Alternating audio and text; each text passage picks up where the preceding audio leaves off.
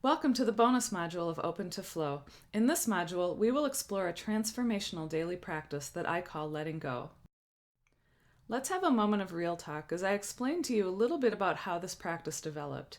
It began in 2014, about 6 months after what I called the cancer winter. This was a period of time in which my mom had cancer.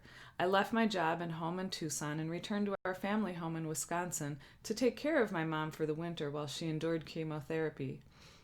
What ensued was one of the most spiritually difficult periods of my life. In addition to being my mom's caregiver, I was separated from my new husband. We had hoped to relocate to Wisconsin, but neither of us could find work. Meanwhile, it was the coldest winter in Wisconsin history. The cold and bleakness only mirrored the difficulty of our situation. By spring, my mother was thankfully and miraculously cancer-free. My husband and I felt there were just too many walls associated with moving to Wisconsin. Following 6 months of unemployment, I thus returned to Tucson. I took a job as a director at a World War II history museum. This followed a 7-year pursuit of my art therapy and counseling credentials. While the new job allowed lots of room for creativity, I had a difficult time giving myself permission to enjoy it. My inner critic reminded me constantly that this job was outside of the field of art therapy. For the next few months, I struggled with my career decision. I struggled with uprighting myself after a turbulent winter, and I clung to a host of limiting beliefs about being a professional failure. The positive aspect of my job was that I truly enjoyed it. I was good at it, and it left me enough energy at the end of the day to do other things that I cared about. I really wanted to open a small art therapy practice, but I was terrified to take the first steps of finding an office and putting myself out there in the world. I wasn't well connected in Tucson, and I wondered, where would my clients come from?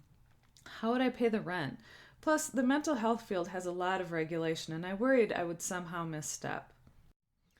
By late fall, I decided literally to let it all go. I needed to let go of the self-talk about being a failure. I needed to let go of the self-judgment and the fear. So when I took my first trip back to Wisconsin after the cancer winter, I decided to create a ritual called 45 Days of Letting Go. I began by gathering all of my journals and drawings from the cancer winter and into that fall. Then I put them in a hard paper suitcase. On a cold, bleak day, I drove to the pier and tossed that suitcase into the water. I watched it float away. My heart skipped a beat when it didn't want to sink, and eventually I saw that suitcase disappear in the waves. Now, I have to confess something. From an environmental standpoint, that was not the right thing to do. I was littering. I'm the daughter of a game warden, and as a person with an extended game warden family, I know this is not right, and I do not condone anyone else do a practice like this. But that all said, spiritually, this was exactly the right thing to do. The myth of Aphrodite states that, in the spring, she rode to shore on a seashell, bringing with her not just the sexuality we associate culturally with her, but also a creative life force, the vitality and renewal associated with spring. I ceremoniously and intentionally tossed the suitcase in fall, in a personal performance that I called Reverse Aphrodite. As the trees shed leaves and prepared to put their energy into the roots for winter, I gathered the negativity that had dampened my life force and tossed it back to the gods. Now, I am no Aphrodite, and Lake Michigan is no mythical ocean. But the performance did its trick. What a wonderful jump start. I felt so relieved, and for the next 45 days, I wrote down one thing to let go of a day. Sometimes the things I let go of were large, and some days the things I let go of were small. I just committed to letting go of the first thing that came up for me. I wrote it down, and then mentally, I let it go. Then the most amazing thing started to happen. I noticed an immediate energetic shift. I became more aware of all of the big and little things I happened to hold on to, and they began, in turn, to lose their grip on me. In a brief summary, here's what happened in the following 45 days of letting go. I lost my fear of starting my practice and rented my first art therapy office. I scheduled my first big solo teaching gig in a graduate art therapy program. I reconnected with my yoga practice and realized how deeply tired I was, so I began a more formal practice of self-care. I accepted my first few clients, and I addressed a major health challenge that previously I had avoided because I was scared. These things were huge for me. They helped me get over myself and ultimately started my life down a new path. A path minus the fear and inner battles associated with hanging on to limiting self-talk and beliefs. A path minus the overwhelming fear and inner critic stories. Equally huge was that these tremendous changes all came naturally and with great ease. I've completed the 45 days practice twice since that time. The second time, I won the grand prize in a 5-day writing challenge. I won a free money mindset coaching package. I hired my first paid business coach. I published my first 6 blogs, and I built enough momentum to be invited to teach at the Tucson Yoga Festival. And finally, I received a $10,000 grant, and that was miraculously doubled from an initial $5,000 award announcement. Seriously.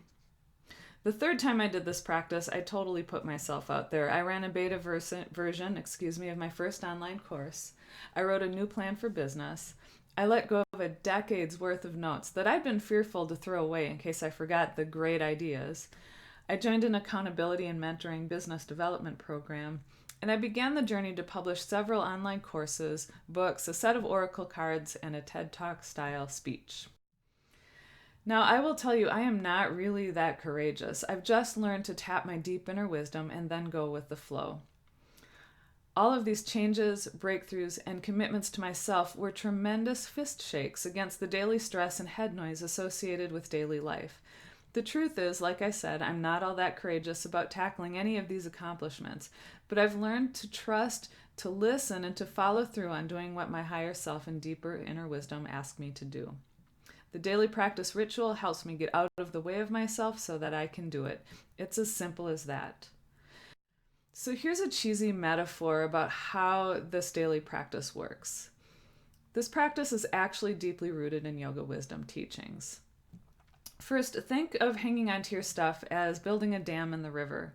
Your head noise, your limiting beliefs, and other stuff is really a wall or a block, and the more you hang on to that stuff, the more water, and in this case, life force energy, gets piled up behind it.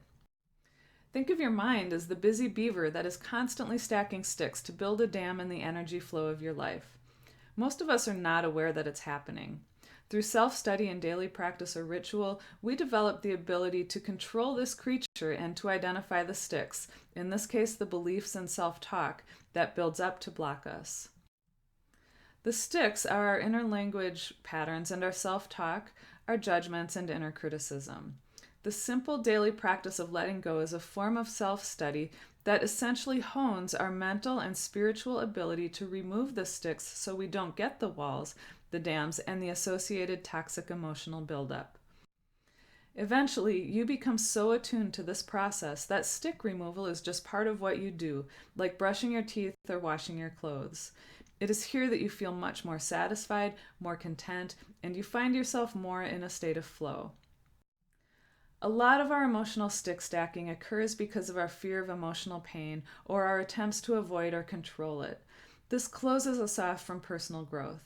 When we become aware of our natural tendency to close ourselves off and we surrender to this reality, we have tremendous potential to dissolve the walls and the dams that close us off and disconnect us not just from others, but from ourselves. This daily practice is so simple. First, write down the first thing that comes to mind to let go of, and then write down a positive thing that you'd like to bring in its place. Do this for 45 consecutive days and complete the weekly check-ins as you practice that are in your practice guide.